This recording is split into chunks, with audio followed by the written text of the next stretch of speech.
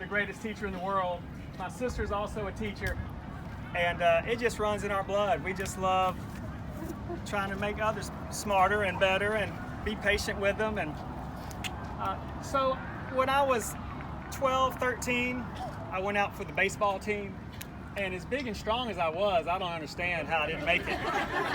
But so my mom, I was brokenhearted, and she was gonna make it right. So she's like, "What are we gonna do next?" And some neighbors had some tennis rackets that were pretty cool, and I just out of nowhere decided I wanted to do that. And she got behind that, and it was.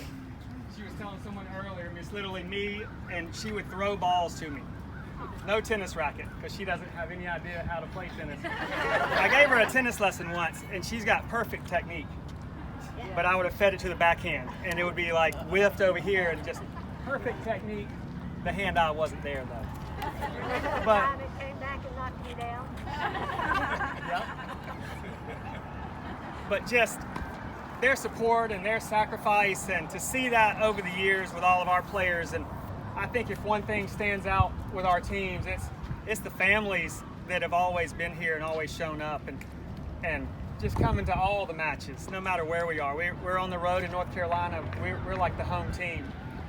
But so for me, that's where it started. I grew up in Athens, Georgia. I don't know if y'all know much about Georgia tennis, but when I was little, they were one in the country.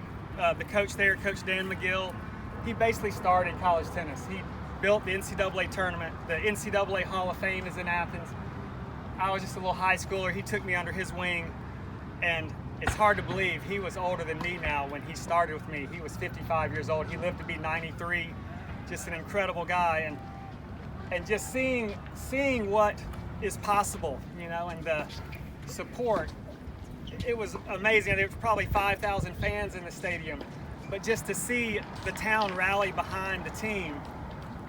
And for the coaches to be there so long, you got a lot of coaches that are somewhere for 2 or 3 or 5 years, and it's hard to build a program. And to be so lucky to have been here so long, and for our alumni, and to coach tennis in town, and this whole bleachers is just filled with awesome ladies that I get to coach tennis to, and just just building that family culture, and just being lucky enough to be in a place that supports tennis so much. And just Brinkley will be in a clinic in the morning at 9 o'clock on a Monday, and she yells, "Go Hawks," like she's on the team. It's just, they get into it.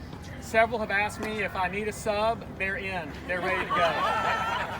And it's just so lucky to be a part of a tennis family here at UNCW, and I just appreciate Coach Olson and Coach Maxey and the team. But Coach Olson, to be where I am now, he was such a fighter for me, and I just appreciate everything y'all done.